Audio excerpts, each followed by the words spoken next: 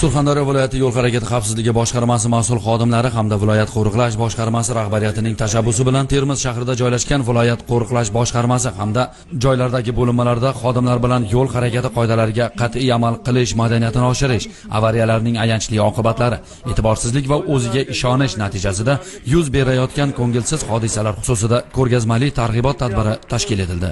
Yo'l transport hodisasida ishtirok etgan avtomashinani mana bu holatga kelib qolish sabablari bayon etilib, haydovchi va piyodalarni yo'llarda qoidalarga amal qilmasligi qat'iy muhokama qilindi. Shundan so'ng xodimlar orasidan shaxsiy va xizmat avtomashinasi haydovchilari uchun haydovchilarni tayyorlash va qayta tayyorlash avtomaktabida o'quv mashg'uloti tashkil etildi.